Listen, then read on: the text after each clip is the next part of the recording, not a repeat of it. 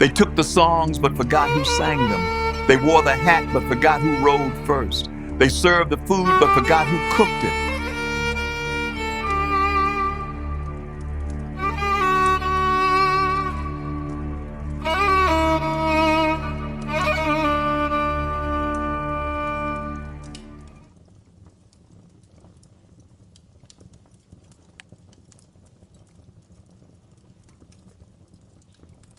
Before you start crying, theft is a strong word. Hush and give me 11 seconds. America didn't just erase black people, it put our names in the trash and our work on the mantle, then dared us to clap. If that stings, good. Drop your hottest take in the comments, but don't blink, because I'm about to walk you through the receipts you weren't supposed to remember. Rock and roll, country, cowboys, food, inventions, culture. The backbone they rebranded and sold back to you with a grin. Let's kick the door with the loudest one. Rock and roll didn't come from a pale studio. It came from black churches and juke joints, where Sunday's hallelujah turned into Saturday night electricity.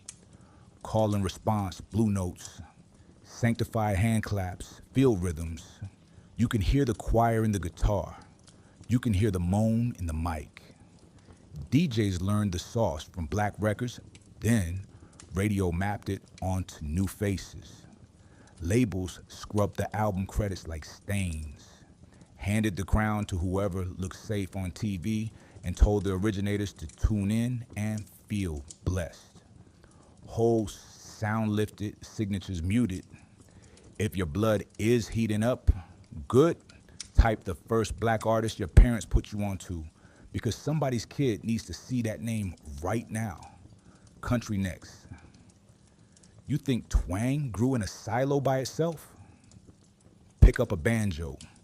That instrument has African roots, carried by enslaved hands that stretched skin over gourds and made stories dance in 6/8.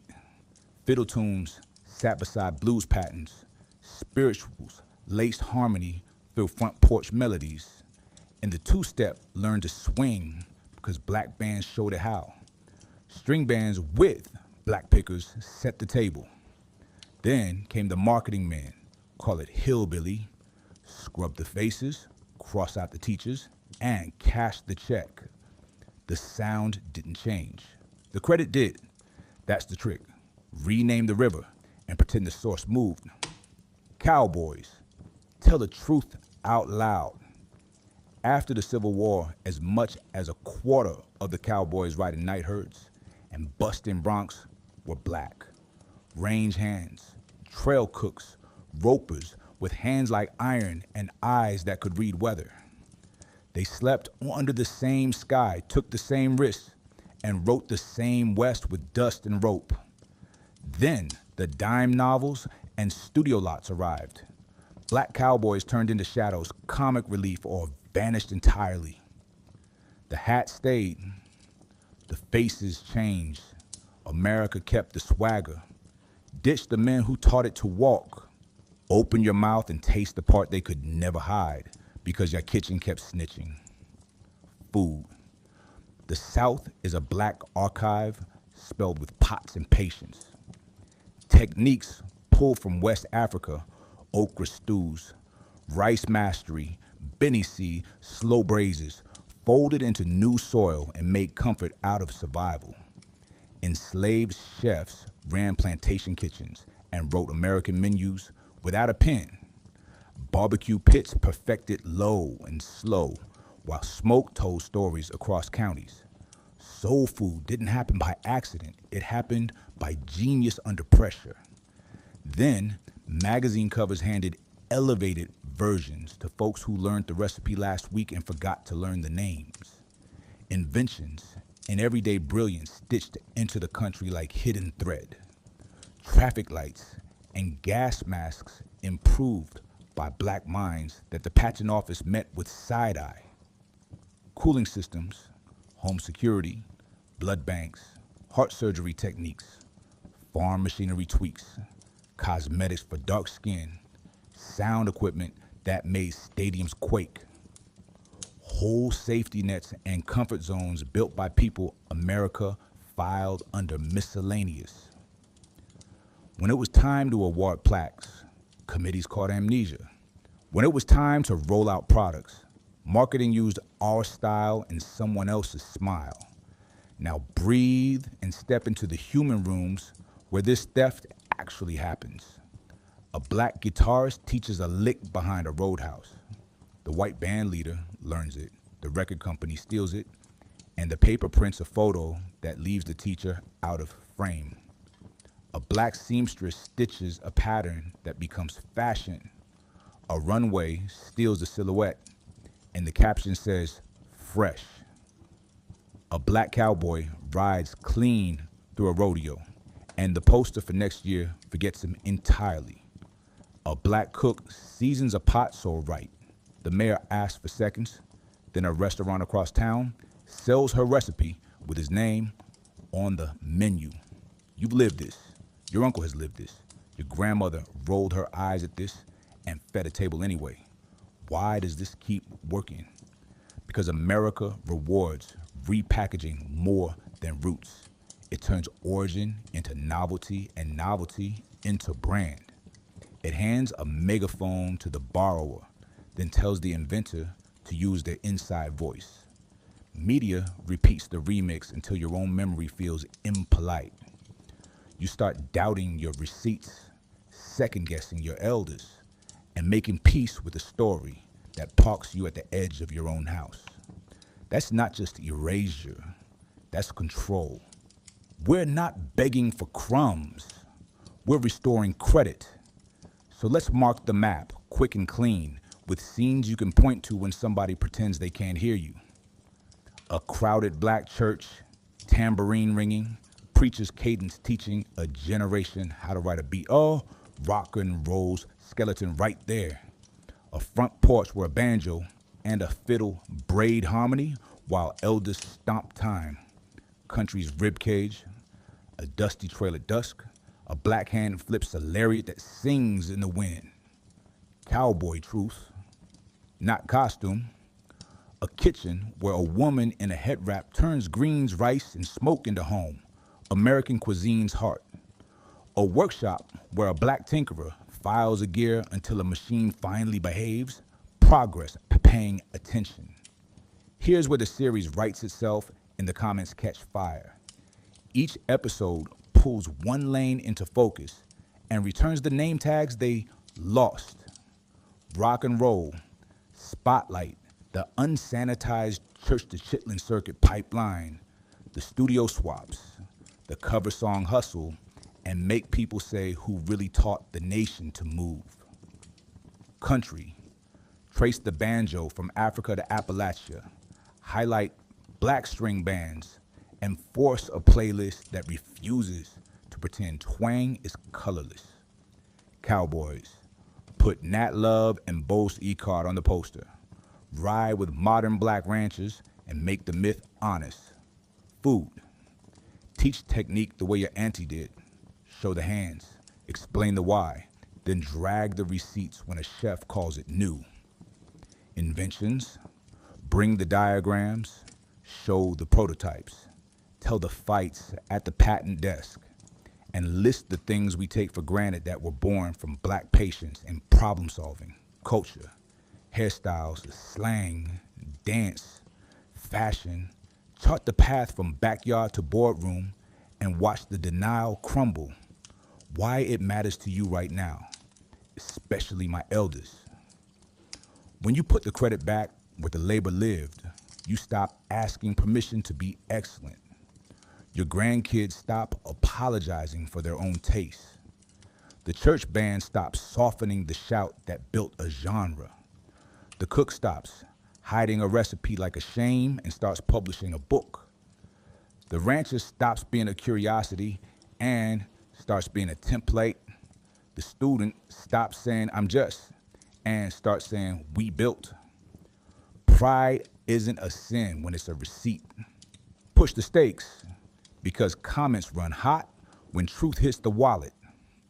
Erasure didn't just hurt feelings, It redirected money. Royalties took a turn at a corner you weren't invited to stand on. Museum plaques skipped names tied to families that could have used tuition. Restaurant empires grew from recipes born in kitchens where the lights got cut off twice last winter. Festivals booked acts that learned from masters they never credited. If that makes you want to flip a table, flip a comment instead and tag the names that deserve their flowers while they can still smell them. Now, I'm going to give you 3 clean moves to make this episode hit and stick. First, every segment starts with a jolt. 1 shocking line, 1 hard receipt, 1 why. It matters sentence, no warm-up. Make them grab their phone. Second, cutaways are visual proof.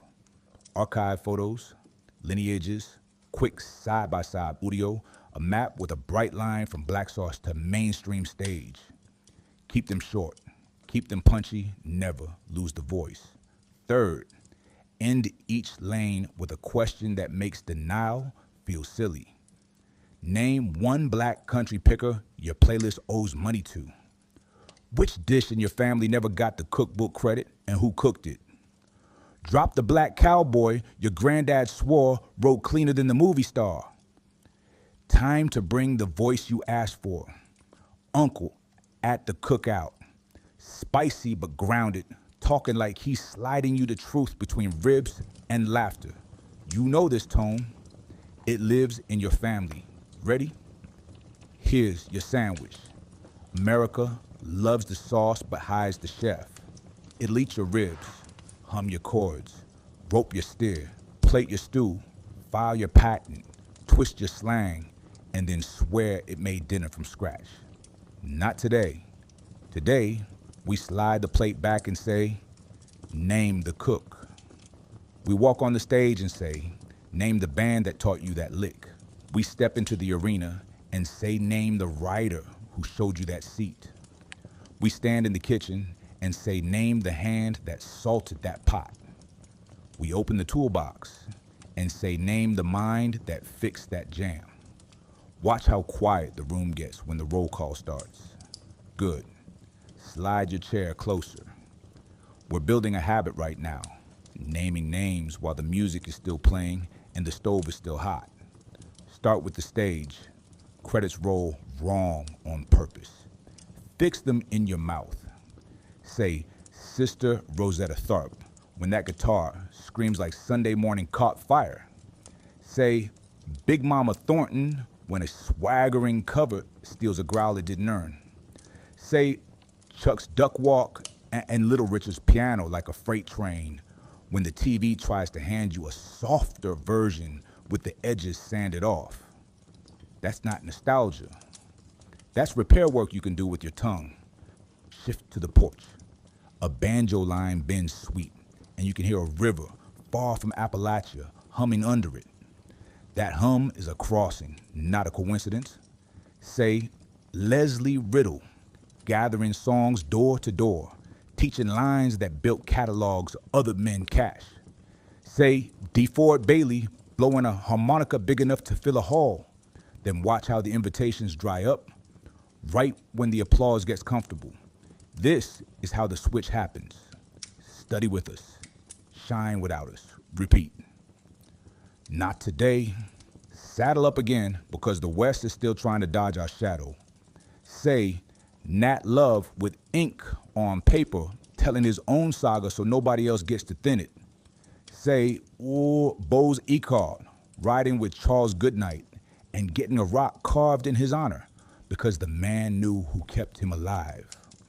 Say, Bill Pickett inventing bulldogging, teeth on lip, courage in motion, and then count how many posters forgot his skin while they remembered his stunt.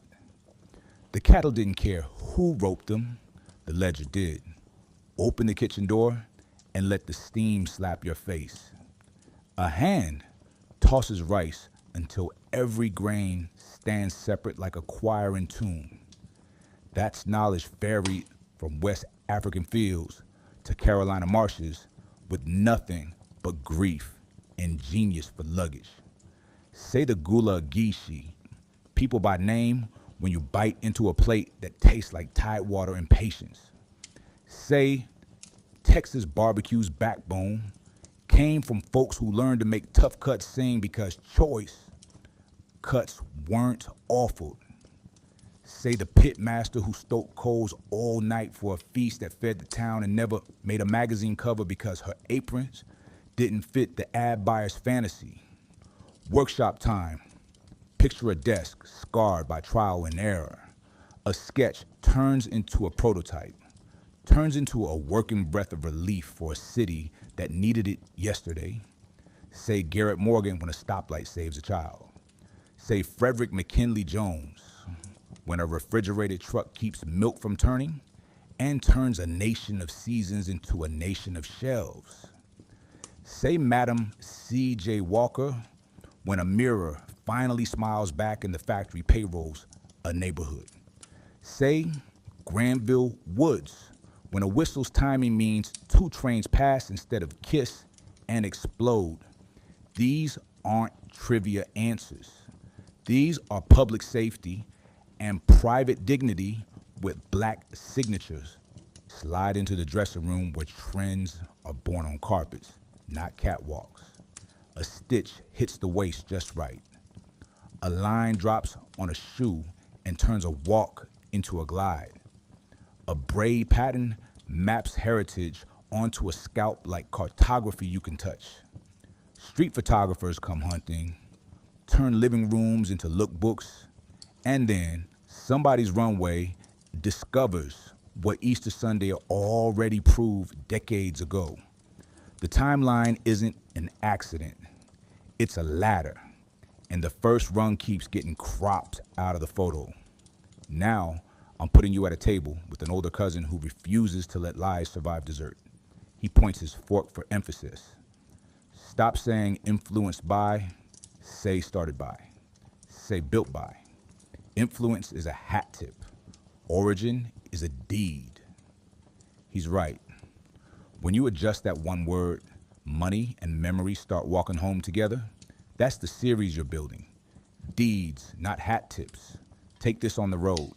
County fair stage, small museum, school assembly, church fellowship hall. Same mission, different room. Bring two objects every time. One is familiar to the room, dressed in its usual story. The second is the roots dressed in truth. A Gibson next to a gospel tambourine. A cowboy hat next to a photo of a black trail crew. A glossy cookbook next to a stained index card and an anti-script. A patent model next to a tool with a calloused handle. Let people hold the root. Weight persuades faster than a paragraph. Flip the camera toward the folks still doing it right now, so this doesn't feel like a wake. Black country pickers laying down licks that smell like red clay after rain. Black punk bands turning basements into sanctuaries. Black ranchers whose hands could read a calf's fever before a thermometer blinks. Black pitmasters teaching kids fire control like a science lab with better snacks. Black founders wiring hardware in quiet rooms while slogans sell louder. Put them in the light and let the past nod approval instead of begging for it. When pushback comes, and it will, clock the play. Everything mixes together. Why make it racial? Because when the check clears, it stops being a mix and becomes a mailing address. Credit follows comfort unless you grab it and redirect the envelope. Another one, it's about talent, not color. Talent wrote the song. Color decided the door policy. If that line made you sit up, good. That's your reply the next time somebody asks why any of this matters. Here's how we end this episode. Not with polite claps, but with homework that breaks cycles. Make a family canon. 5 names for each lane. Written big, taped to the fridge, taught to kids like phone numbers. Rotate the list every month and add one living person you can support with money, streams, tickets, or a plate bought from their window. Build a playlist that pairs each classic with the black record that gave it bones. Host a watch night where you screen a Western and pause it every time the truth would have made a better scene. Then pull up a photo of the real ones and say their names out loud. Laugh a little, argue a little, but keep naming. Close your eyes for one last image because I want something sticky to live behind your eyelids. A parade rolls down Main Street. Floats show off the nation's favorites. Guitars, hats, smoke, blueprints, plates, threads. For once, every float has the right faces riding high, waving like they should have been all along. The band at the back isn't playing a cover. They're playing the original. And the crowd knows the words because somebody finally taught them. That's the country you build with this series, not a new myth, an honest memory. Now go finish the job. In the comments, put one name per lane we didn't say yet and the proof you carry for it. A song link, a photo, a recipe, a patent number, a story your grandfather swore was true. Keep it crisp, keep it loud. And if someone shows up confused, don't waste a paragraph. Hand them a name, a link, and a plate. The truth tastes better than the rebrand every single time.